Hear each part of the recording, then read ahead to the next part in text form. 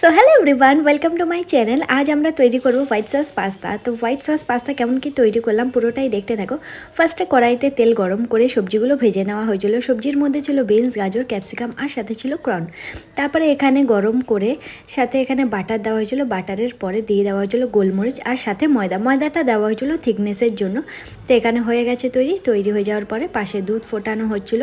এখানে দুধটা অ্যাড করে দেওয়া হলো।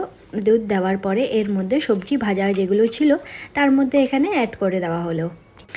বেশ একটু নাড়াচাড়া করে তার পাশে যে কর্নগুলো একটু সিদ্ধ করে নিয়েছিলাম তার মধ্যে সবজিগুলোর মধ্যে দিয়ে অ্যাড করে দিলাম। তো নাড়াচাড়া করে এই যে সাইডে দেখতে পাচ্ছ একটু চিজ গ্রেট করে নেওয়া হচ্ছিলো।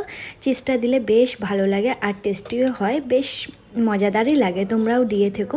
তারপরে সাথে একটু মেয়োনিজটাও দিয়ে দেবে, যদি থেকে থাকে তো মেয়োনিজটাও অ্যাড করে দেবে। বেশ এখানে সুন্দর করে রান্না হয়ে গেছিলো। পাশে পাস্তা সিদ্ধ করে নেওয়া হয়েছিল। তারপরে এই যে দেখতেই পাচ্ছ পুরো মেলানো হয়ে গেছিলো। এবারে দেওয়া হচ্ছিল চিনি।